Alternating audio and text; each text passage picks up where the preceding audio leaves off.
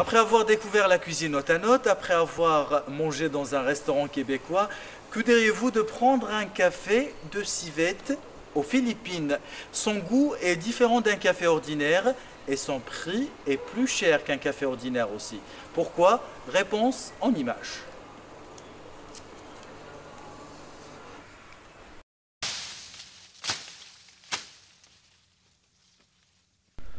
Drôle de chasse au trésor à Batangas, province du centre des Philippines.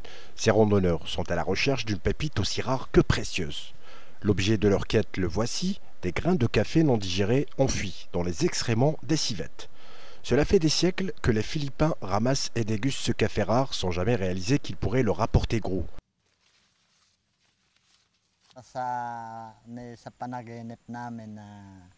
Ça ne nous est pas venu à l'idée que nous pouvions gagner beaucoup d'argent grâce aux civettes. Nous n'y pensions même pas. Ces bêtes sauvages entre le chat et la belette se cachent dans plusieurs zones d'Asie du Sud-Est. Les civettes se nourrissent du fruit du café, mais n'en digèrent pas le grain. Lorsqu'il ressort par les voies naturelles, il a perdu son amertume grâce aux enzymes de leur tube digestif. Une fois récoltés, les grains sont minutieusement nettoyés, séchés, puis légèrement torréfiés. Résultat, un café aux arômes de caramel, voire de chocolat, qui se vend à plus de 400 € le kilo, soit 30 fois plus cher que des grains de café ordinaire. Cette femme a été la première à commercialiser le café de civette des Philippines, et contrairement à d'autres, elle vend que des grains trouvés dans la nature. Here in the Philippines, it's almost 80% Aux Philippines, le coming café from commercialisé vient à caged civets, 80% de and only civettes élevées en 20% are coming captivité from the et wild. seulement à 20% de civettes sauvages.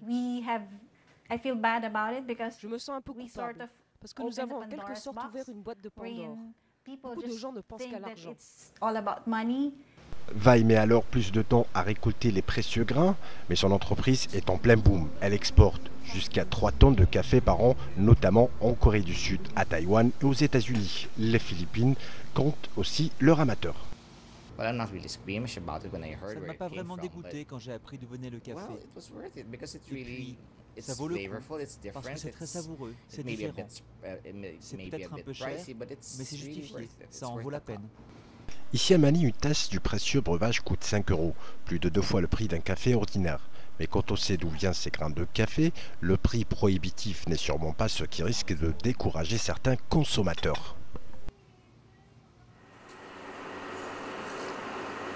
Et si vous êtes plutôt thé, pas de problème, nous vous emmènerons tout de suite à Hong Kong prendre un thé, pas tout à fait comme les autres, le thé Pu'er, l'un des plus chers au monde. Son goût se bonifie avec l'âge, ses vertus pour la santé de l'homme sont scientifiquement prouvées, mais son prix par contre n'est pas à la portée de tous, regardez.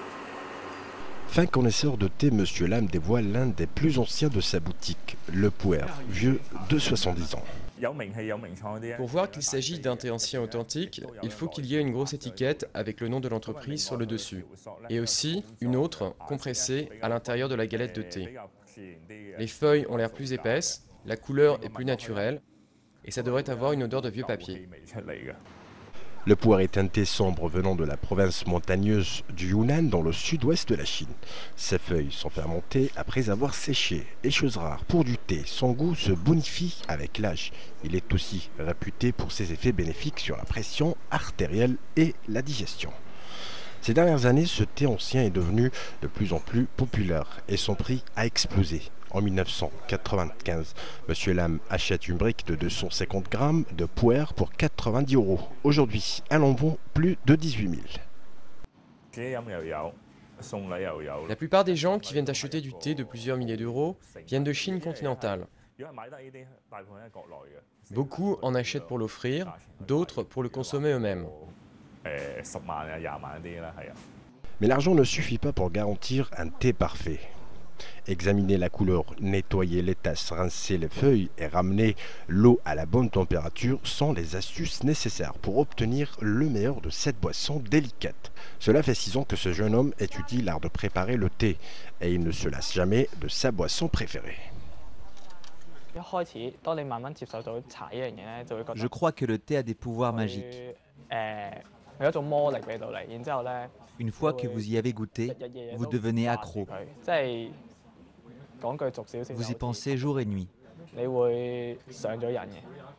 Pour les Chinois, le thé est bien plus qu'un moyen d'étancher sa soif.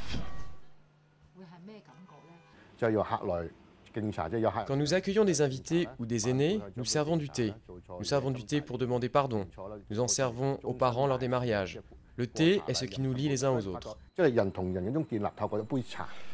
La Chine est le plus gros producteur de thé au monde, une production qui a augmenté de 10% ces 3 dernières années. Mais à l'heure du thé, pas forcément besoin de dépenser des centaines d'euros pour en boire une bonne tasse. Un thé moins cher partagé entre amis peut être tout aussi délicieux. Sans frontières, c'est déjà fini cette semaine. Merci de nous avoir suivis. La semaine prochaine, on parlera de crise économique. On verra comment les victimes de cette crise tentent tant bien que mal de s'en sortir. Pour nous contacter, une seule adresse, sansfrontières@ontv.dz ou sur la page officielle de l'émission sur Facebook en tapant Sans Frontières /Canal Algérie. Rendez-vous donc la semaine prochaine, même chaîne, même heure. Ciao.